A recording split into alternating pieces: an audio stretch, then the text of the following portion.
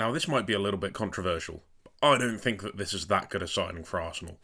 Now, before people start assuming things, that doesn't mean I think he's a bad player. Far from it, actually.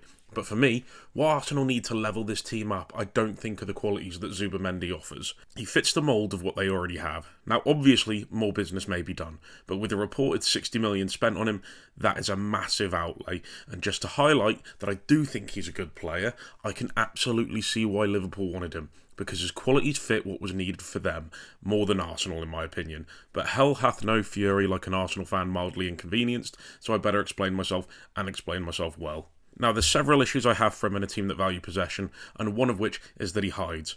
Now, that sounds like a really harsh thing to accuse any player of. You can argue it borders on unprofessional at points on my end, but as a single pivot in a team which he plays for in Sociedad, you have the ultimate responsibility of progressing the ball up the field, and he always seems like he's moving behind a marker, staying in their cover shadow, without any real intention of wanting to take the ball on the half turn and progress it. If you watch Sociedad games, the ball circulates amongst the back four a lot, and it gets a little frustrating watching him do this. One thing he does is he drops in between the two centre-backs or either side of him to receive the ball, away from an opposition's shape, away from danger, as the majority of teams in Spain don't press. And to be fair, he can do this to maybe draw one of the forwards over to him, allowing space where he can then pop it off to the centre-back who can drive with the ball forward. And he's not a bad passer by any means, and I feel like the issue lies with the confidence to force the ball between lines. He looks to receive the ball away from danger as opposed to in the middle of an opponent's shape. He takes multiple touches before progressing it, and he's a little bit reliant on the sideways and the easier option. Where I was speaking about yesterday with Angelo Stiller, where Angelo Stiller can bypass a player with his pass, he doesn't have that. He takes the safer option to then get it to the desired destination. He can play progressive passes with real good quality, but it's more when he has the time to take the touches and have 10-15 seconds to spot his option. And simply put, you just don't get that time in the Premier League. He also looks a little bit uncomfortable receiving the ball with his back to play. Don't think he sets himself up well with his first touch in these situations. It makes him really poor with his press resistance. And the example I'm using for picks in this video is the Athletic Bilbao game, who pressed like a Prem team, and they caused him a lot of issues with their physicality and their energy, and he was guilty of giving the ball away and conceding turnovers a few times, which is something he'll face a lot of in England. He drives with the ball well. He's got a good deal of running power to progress it, a tidy little dribbler as well, it has to be said.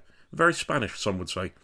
Also makes some really good late runs into the box, especially late in games, where Sociedad could be chasing games, and he tries to get on the end of crosses.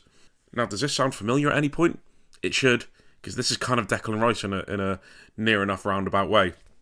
They're going from basmati to, I don't know, something with like garlic and tomato in it. I don't know what Spanish put in their rice, bar prawns. Again, not a bad player, but they have that profile already.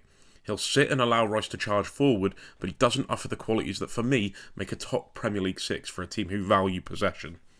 Now where he is brilliant is in his off-the-ball work. He typically shields in front of the back four, perhaps focusing his attention on a more creative attacking midfielder, of which there is no shortage of in Spain. And he'll block any dangerous passes getting played centrally and give his back four the ultimate protection that they need. His decision-making of when to go and press and win the ball higher up is key. His managing of space is fantastic, keeping the original marker in his shadow, or within a position where he can react and get close to duel with him if the pass bypasses the player he's going to press.